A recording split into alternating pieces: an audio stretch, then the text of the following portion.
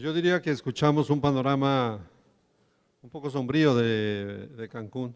y que no es difícil llegar a la conclusión de que no tenemos una ciudad o un destino sustentable. Se supone que la sustentabilidad se basa en tres piernas, en tres cimientos, que es la sustentabilidad ambiental, la financiera y la social. Y pues más allá de la financiera, que funciona muy bien porque la zona hotelera es muy productiva, andamos muy fallos en sustentabilidad social y en sustentabilidad ambiental. Le voy a pedir ahora que nos acompañe a hacer su intervención a la maestra María Teresa Solís. Ella es la subsecretaria de Planeación y Política Turística de la Secretaría de Turismo de la Ciudad de México. Maritere.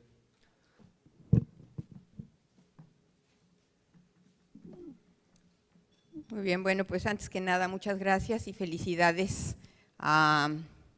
Fernando Martí y a todos los patrocinadores y organizadores de este foro, con la idea de pensar en Cancún y pensar en el futuro, porque estoy segura de que es el mecanismo para pues hacernos cargo de todos los retos que tienen cada una de nuestras comunidades turísticas y por supuesto transmitirles un saludo muy afectuoso de parte de nuestro secretario Enrique de la Madrid y agradecer la oportunidad de estar acá con ustedes esta mañana. Y el tema, pues desafío de la sustentabilidad, si me permiten iniciar, no sé quién tenga la presentación allá, con la primera lámina. El tema de la sustentabilidad es fundamental. Ya se ha dicho y escuché un par de veces la necesidad de hablar acerca de una visión integral. De repente pensamos en el turismo como silos, pensamos en la actividad turística y solamente platicamos con los turisteros y hablamos con los turisteros y no pensamos en lo que está pasando al lado. Afortunadamente yo creo en los últimos años que he estado dentro de esta actividad, cada día tenemos una conversación más cercana con personas, con profesionales de otros ámbitos del urbanismo, muchas gracias, del urbanismo, de temas ambientales. Aquí estaba en las presentaciones escuchando que era un director de desarrollo urbano y ambiental, lo cual es fundamental. Necesitamos dejar de pensar solamente en el turismo, pensando en nuestros hilos, toda vez que la actividad turística, el sistema turístico se da dentro de un entorno político, dentro de un entorno social, económico, tecnológico y por supuesto dentro del medio ambiente, y cada una de estas tendencias, la demografía, el entorno de seguridad, el sistema financiero, el entorno de negocios, los cambios tecnológicos van a impactar a nuestro sistema turístico y por supuesto que este sistema turístico se da, antes que nada, la actividad no se da desde el escritorio en las oficinas de la Federación, se da en el territorio y necesitamos, y ese digamos es el límite que tenemos para lo que podemos hacer. Y pensando en este entorno, finalmente cuando revisamos cómo se dio y cómo afecta el turismo, pues pensando en algunos ejemplos históricos, cuando el 16 de enero de 1919, hace casi un siglo, se dio la ley seca en los Estados Unidos, se decidió que no se iba a poder vender alcohol, pues eso tuvo un impacto en los flujos turísticos que se dieron hacia Canadá, hacia México y tuvieron que ver con el surgimiento, por ejemplo, del destino de Tijuana, que se empezaron a dar esos flujos recreacionales y en esos tiempos la discusión era el uso recreacional del alcohol y finalmente se dieron esos flujos a nuestro país. También las dos guerras mundiales tuvieron impactos importantes en ese ámbito, por una parte el avance tecnológico y por otra parte también se empezó a ver en el turismo una herramienta de política económica y de recuperación a la reconstrucción europea. Dentro del Plan Marshall se creó un apartado, digamos, para el turismo, pensando en que la reconstrucción europea se iba a hacer a través del turismo y por supuesto la tecnología que se desarrolló durante las dos guerras mundiales pues nos dio un impulso a los vehículos recreacionales, los flujos que se daban a México eran fundamentalmente fronterizos, y por supuesto un enorme impulso a la aviación. Hollywood también ha sido uno de los factores que han impulsado el turismo hacia México. Aquí están, pues ya no están, estaban unas imágenes que puse ahí de Richard Burton y de Liz Taylor, pero algo le pasó en la conversión, y que fue lo que impulsó el crecimiento histórico de las poblaciones. Aquí es la población histórica de Acapulco de Juárez. Es decir, el turismo, independientemente de que también esté influido por otros factores, es un instrumento muy poderoso para el crecimiento de las ciudades, para el crecimiento de la actividad económica. Y bueno, aquí no me dejarán mentir, a don Pedro Dondé lo vi hace rato por allá en el pasillo, yo siempre lo cito, pero no me dejarán mentir quienes vieron, quienes fueron parte del equipo que estuvo en Banco de México y posteriormente en Fonatur,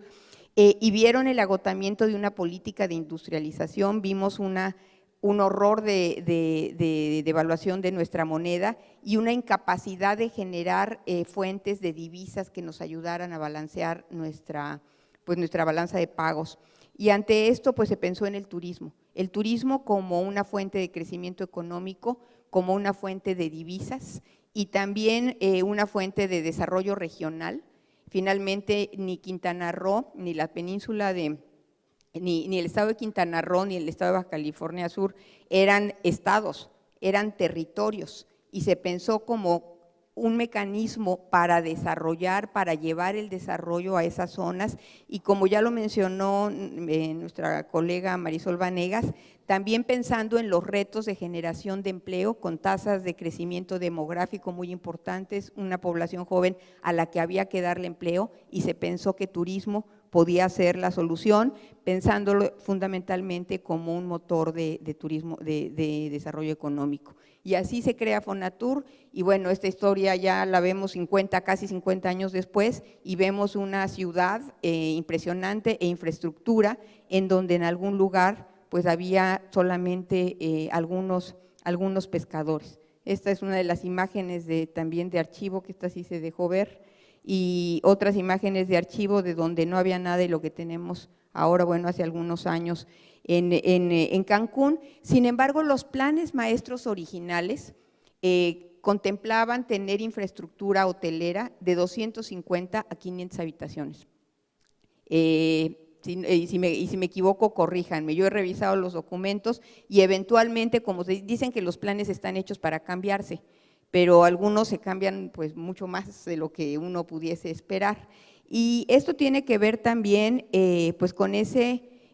crecimiento. Esto ya era el plan maestro de Fonatur, y a partir del compendio estadístico,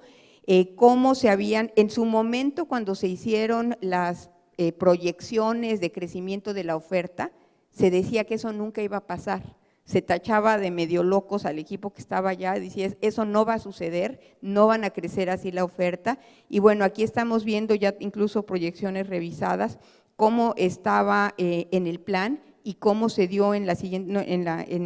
columna amarilla, cómo estaba pensándose originalmente y cómo se estaba dando en la realidad. Y ahí nos quedamos hasta el año 2000 y no estamos pensando pues en esta expansión territorial que se ha dado fuera del perímetro original, del polígono original del desarrollo de Cancún, y aquí pensando también en ese entorno pues multidimensional en el que se da el turismo, también está pues un cambio a la legislación, al artículo 27 constitucional que se dio en el año de 1992, en donde las tierras ejidales que no era posible privatizar, se empezaron a privatizar, y eso fue un factor finalmente detonador de esta expansión de la mancha urbana, no solamente en el estado de Quintana Roo, sino pues en muchos de los destinos turísticos del país, en algunas áreas destinándose estas tierras al turismo y en algunas otras pues destinándose a la agricultura y algunas otras actividades económicas. Esto decía, no es privativo de Cancún. También en Barcelona en el 92 se pensó un ejercicio de renovación urbana, se hicieron una serie de obras, obviamente esto coincidió con las Olimpiadas, se decidió renovar y aprovechar esto para poner en el mapa a Barcelona, se decidió también invertir en el puerto y permitir la llegada de cruceros, y pues después pasaron los años y vemos también que en Barcelona pues se dio exponencialmente un crecimiento de la actividad de cruceros, y el día de hoy Barcelona es el caso típico del libro de texto de lo que le llaman el overtourism. Entonces, en donde las localidades empiezan a padecer del exceso de éxito. Los Cabos es otro punto. Aquí, cuando llegué a la Secretaría de Turismo hace 2 años y medio, nos compartió un estudio que hizo el área de desarrollo urbano entonces en Sedesol, la arquitecta Sara Toppelson, y nos mostraba cómo en los últimos, el estudio fue hecho en 2012, si no mal recuerdo, y nos mostraba cómo en los últimos 30 años la población de Los Cabos se había multiplicado por 40, mientras el área urbana, la mancha urbana, se había multiplicado por 142. Y no hay municipio ni hay presupuesto municipal que alcance para esta expansión de la población, de la vivienda, y para dar la provisión de servicios en vialidades, en agua potable, en tratamiento de aguas, sobre todo en un lugar como Los Cabos, en donde estamos hablando de desaladoras. Y bueno, los proyectos hoteleros de alguna manera están incluyendo todos estos elementos, el incluirlo como parte de la infraestructura que tienen que incluir para poder obtener su manifestación de impacto ambiental, pero no estamos midiendo lo que pasa justamente a esos asentamientos irregulares que se están dando para quienes van a trabajar en el sector. Y en el caso de Los Cabos, también con poca población, y aún cuando se tiene población, por ejemplo en La Paz, que tenemos varias universidades, tenemos la limitante o el talón de Aquiles del idioma inglés, en donde tenemos a muchos jóvenes, el peor de todos los mundos, muchos jóvenes egresados que no encuentran trabajo, y muchos empresarios que están buscando recursos humanos y calificados para trabajar en la hotelería, y que no los encuentran precisamente por esas brechas. Aquí, y de igual manera, y no es para consuelo, pero también tenemos, estos son muestras de algún análisis que hizo con el INPLAN. Ahí tenemos, pues, ven del lado derecho en Cabo San Lucas, 4,091 viviendas en zonas de alto riesgo, 1,187 viviendas en el caso de San José del Cabo, y esto pensando en que además, y nuevamente regresándonos a ese entorno en el cual nos suceden tantas cosas que no teníamos previstas, quienes hicieron los primeros planes maestros de Cancún, de Los Cabos, no tenían en el radar el cambio climático, no estaba todavía por allá, y tenemos ahora pues que enfrentarnos, y además nuestros jóvenes van a tener también que enfrentarse pues a una problemática, y por eso necesitamos darle los modelos, y yo creo que es muy importante enfocarse en el cómo sí podemos hacer una transición de nuestra industria hacia la sustentabilidad. Esta es una portada de hace pues ya varios años, 2011, bienvenidos al antropoceno. O sea, este tema del cambio climático finalmente… Hemos sido tan buenos para generar crecimiento económico y tan inconscientes del impacto que estamos teniendo sobre el resto de las especies. Somos así como los bullies del planeta, los seres humanos, que ya estamos impactando y estamos lanzando un boomerang que se nos regresa, y que necesitamos verdaderamente utilizar pues todas nuestras capacidades, toda nuestra energía y todo nuestro enorme potencial como seres humanos para resolverlos. En el año 2015 se dio un hito en el sentido en que se acordó a nivel internacional el luchar contra este cambio climático, pensando en comprometer recursos precisamente para enfrentar este fenómeno, sabiendo que las proyecciones del impacto negativo de no hacerlo y el costo en términos de PIB, que es lo que sabemos medir bastante bien, podría ser del 5 al 20% si no hacemos nada, mientras lo que estamos hablando es de un compromiso de un 1% del PIB mundial para fortalecer la resiliencia de las comunidades. Y en este sentido, las comunidades costeras son básicas y el estado de Quintana Roo es un ejemplo de la necesidad que tenemos para fortalecer la resiliencia, no solamente para enfrentar fenómenos naturales, sino también para asegurarnos, y aquí tenemos no solamente los huracanes, tenemos muy en la mente todos a Vilma y lo que se vivió aquí durante Vilma, y tenemos pues todavía más presente lo que está pasando con el arribazón del Sargazo, que no son sino los síntomas precisamente de toda esta problemática que se está acumulando pues del ejercicio del modelo de desarrollo que heredamos de nuestros padres, de nuestros abuelos, y que de igual manera que nuestro modelo económico en algún momento hizo crisis y volteamos al turismo como solución, nuestro modelo económico lineal nos está pues también haciendo crisis y necesitamos encontrar esas soluciones. ¿Qué podemos hacer? Pues voltear al mundo y particularmente voltear al sector turismo y ver el poder transformador que tiene el sector turismo.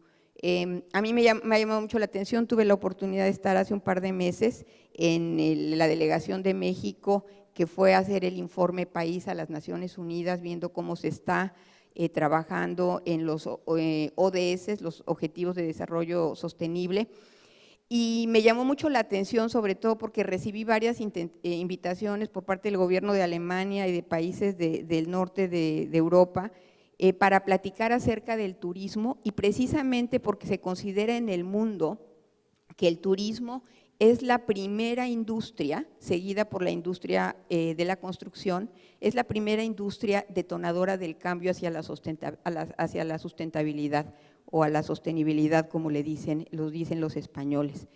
Y bueno, el tema y el mecanismo es precisamente, ya se dijo, la planificación. Esta definición a mí me gusta mucho porque la construimos en clase hace ya varios años, doy la clase de planificación turística y después de revisar la construimos con los alumnos y dice, la planificación turística es un proceso técnico, político, multidimensional y multidisciplinario que busca definir la visión futura del desarrollo turístico de una localidad o región, generando un plan con estrategias de distintos ámbitos, geográfico, económico, social, ambiental, para propiciar el desarrollo sustentable de la actividad turística en beneficio de la comunidad y luego de los visitantes. Esta lo hicieron allá los alumnos, me gustó, creo que tiene todo. Y en ese sentido yo creo que además lo rescatable que es un proceso técnico y político. O sea, no podemos hacerlo los políticos sin los técnicos por ocurrencia, ni podemos hacerlo los técnicos sin los políticos, porque ya se dijo finalmente hay grupos de interés, hay intereses atrincherados, muchos de ellos muy legítimos, que necesitamos incorporar de alguna manera en esa creación de una visión de futuro y una vez consensada esa visión de futuro, ahora sí, ponernos todos a trabajar. Aquí perdí otra imagen que quién sabe qué sería. Seguramente era algo sobre los objetivos de desarrollo sustentable. En materia de sustentabilidad también lo mencionó Fernando, finalmente cuando estamos hablando de tres temas, de la economía, que ya vimos que los turisteros pues son súper poderosos, pero también los aspectos ambientales y los aspectos sociales. Dentro de estos ODS, dentro de este documento país, les digo, estos recuadros en negro son los objetivos en los que se dice que el turismo contribuye. 8, que es trabajo decente, crecimiento económico, que es por supuesto donde arrancamos. El 11, que son ciudades y comunidades sostenibles. El 12, que es producción y consumo responsable, porque lo que deciden los chefs y los directores de alimentos y bebidas poner en el menú tiene un impacto impresionante sobre lo que va a suceder con el medio ambiente, con la biodiversidad, con los pequeños negocios alrededor y por supuesto en el tema de vida submarina. Sin embargo, en cada uno de todos estos, y ahí tenemos ejemplos, educación de calidad, cuántos puestos de entrada, que es el 3, no da el sector turismo y cuántos chicos que arrancaron como bellboys o chicas que arrancaron en en puestos de entrada muy básicos, ahorita los tenemos como gerentes y como directivos en hoteles, nada más para pensar en una y bueno, en alianzas para lograr los objetivos. Si algo sabemos hacer los turisteros es colaborar, es coordinarnos, es extender las manos, es lograr esa empatía por tantos mecanismos. En materia de hambre cero, tenemos un caso de un hotelero, el doctor Moés en Egipto, que precisamente a partir de un programa de rescate de alimentos en hoteles, está el día de hoy alimentando a 12 millones de personas. Y en México sabemos que si lográramos rescatar la tercera parte de los alimentos que tiramos, terminaríamos con la pobreza, pues con la pobreza alimentaria que existe en todo el país.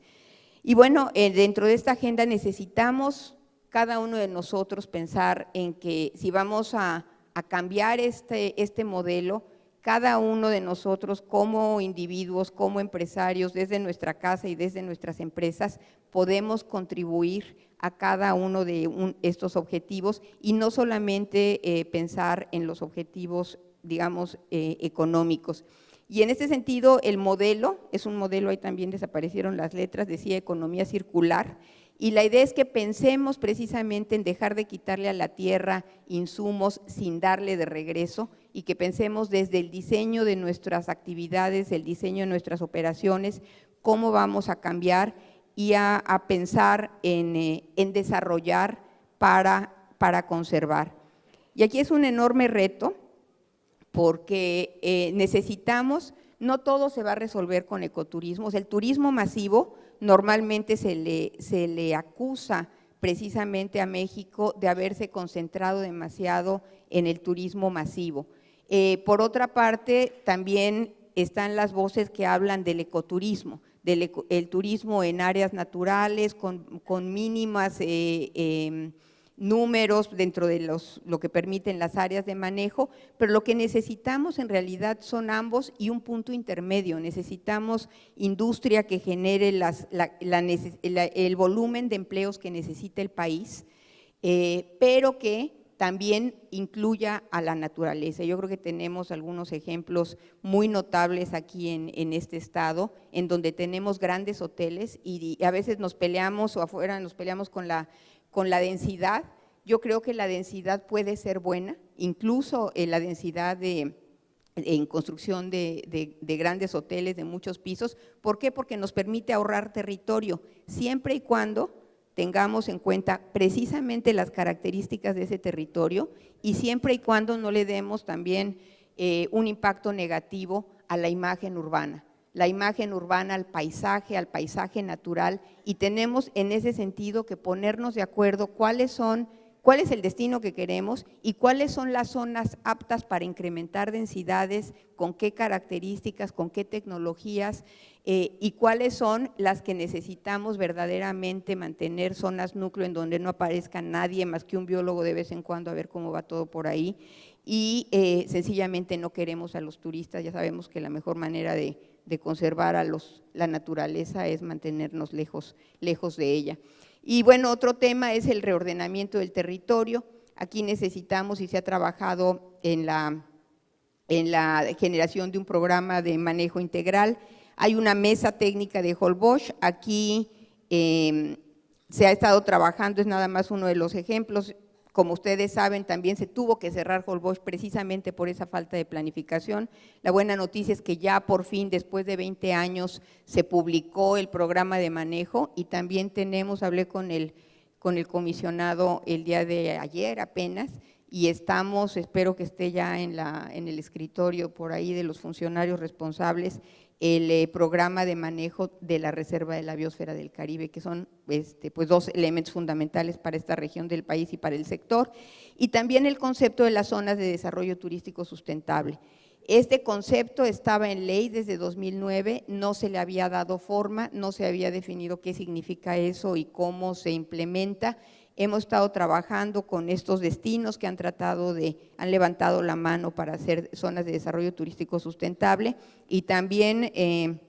está el equipo trabajando. Precisamente mañana tenemos reunión con el comité de evaluación nuevamente para presentar los expedientes que ya fueron aprobados de Tulum y el de Punta Mita pendiente de aprobarse para, si lo logramos, hacer la primera declaratoria de zonas de desarrollo turístico sustentable en localidades más pequeñas que precisamente nos permitan no solo medir economía, sino tener indicadores ambientales y sociales e ir levantando la barra e ir revirtiendo los fenómenos que están finalmente pues deteriorando a nuestros grandes destinos turísticos. Estas son algunas estrategias y políticas que se han trabajado en la actual administración: ordenamiento territorial,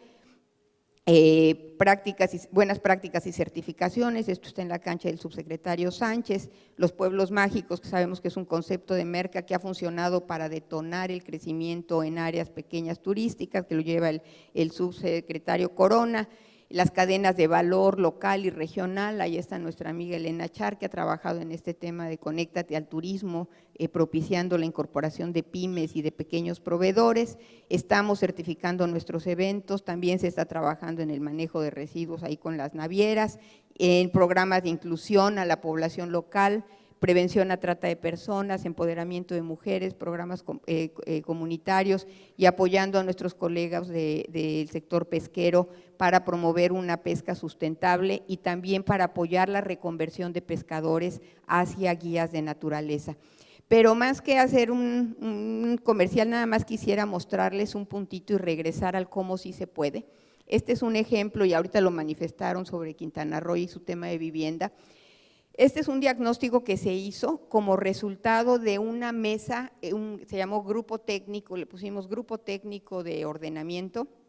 que fue finalmente la Secretaría de Turismo convocando a SEDATU, a Semarnat, Conagua, INSUS, Infonavit, etcétera, para hacer un diagnóstico de Los Cabos. Aquí están todos los que participan en este grupo técnico para el ordenamiento y desarrollo turístico sustentable de Los Cabos.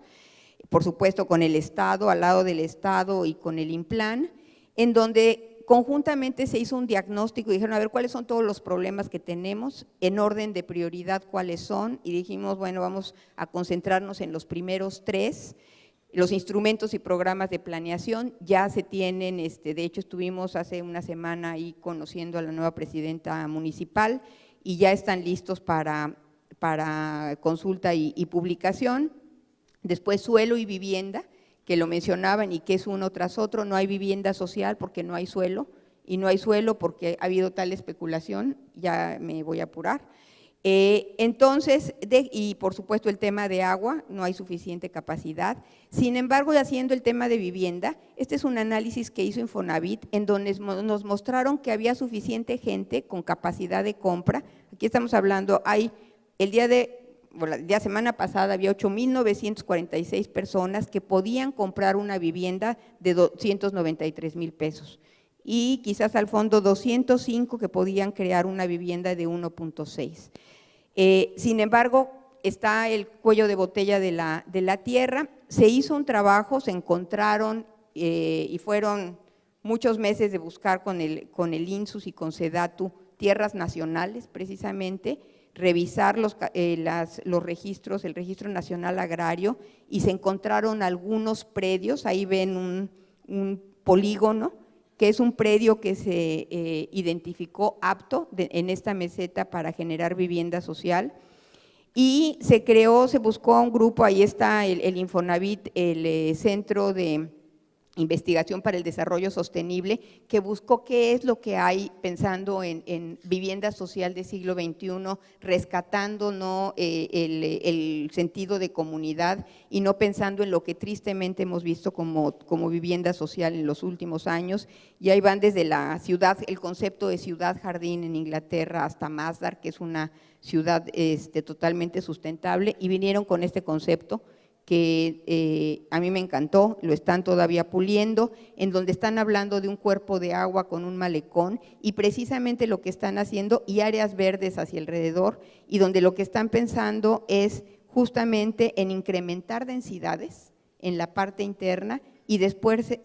irse incluso hacia áreas de vida campestre, en donde tienen tierra y donde se puede producir y donde esas aguas de desecho se pueden tratar y se pueden utilizar riego. Entonces, esto quería yo mostrárselos para mostrar que sí se puede, y nada más terminar y agradecer nuevamente la oportunidad con un personaje que a mí me encanta, que es George Bernard Shaw, que dice justamente que el sentido de la vida, la alegría de vivir, consiste en ser parte de una fuerza de la naturaleza, en ser parte de un objetivo, de alcanzar un objetivo que uno considere como valioso. Y yo creo que todos nosotros que estamos en el sector turismo, a través del turismo y a través de nuestra actividad diaria, tenemos la oportunidad de alcanzar el gran objetivo de la sostenibilidad para las personas que habitan estas comunidades. Muchísimas gracias.